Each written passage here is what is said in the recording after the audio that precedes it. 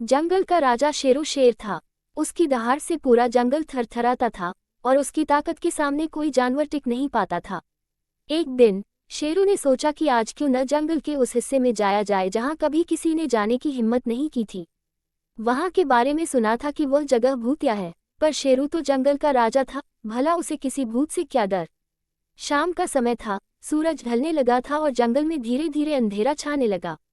शेरू सीना चौड़ा कर चलते हुए उस भूतिया हिस्से की ओर बढ़ा।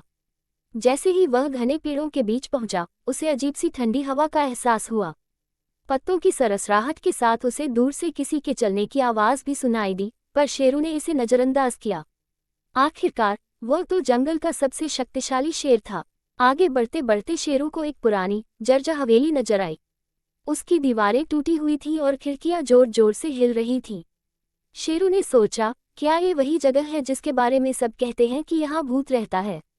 शेरू ने जैसे ही हवेली के पास कदम रखा, अचानक एक सफेद धुंध उसके सामने आ गई। उस धुंध से एक भयानक परछाई निकली जो धीरे धीरे आकार लेने लगी। शेरू की आंखें फटी की फटी रह गईं। वह परछाई किसी भूत की तरह दिख रही थी। उसकी लाल लाल आंखें और हवा में उड़ते हुए लंबे बाल देखकर शेरू के होश उड़ गए। भूत ने एक खौफनाक आवाज में कहा, तू कौन है जो मेरी हवेली में आया है। शेरू का दिल तेजी से धड़कने लगा। उसकी ताकत और हिम्मत जैसे हवा हो गई हो। उसने कांपते हुए कहा, मैं शेरू हूँ, जंगल का राजा। भूत हंसा और उसकी हंसी शेरू के रोंगटे खड़े कर देने वाली थी। जंगल का राजा, तुम यहाँ मेरे इलाके में हो और यहाँ सिर्फ मैं राज करता हूँ। शेरू ने अब तक कई लड़ाइयाँ लड़ी थी, मगर आज वह बुरी तरह डर गया था। उसे समझ में आ गया था कि यह भूत सच में था और वह उससे मुकाबला नहीं कर सकता। वह धीरे धीरे पीछे हटने लगा, लेकिन भूत उसकी तरफ बढ़ता जा रहा था।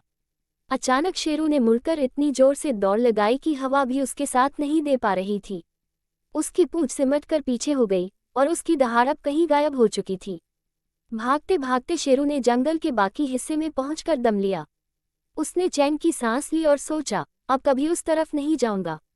भले ही मैं जंगल का राजा हूं, पर भूतों से नहीं पंगा लूंगा।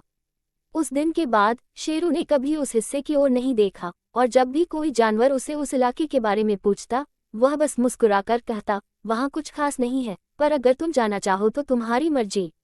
और इस तरह शेरू ने सीखा कि बहादुरी का मतलब हमेशा लड़ना नहीं होता, कभी कभी भागना भी बुद्धिमानी होती है।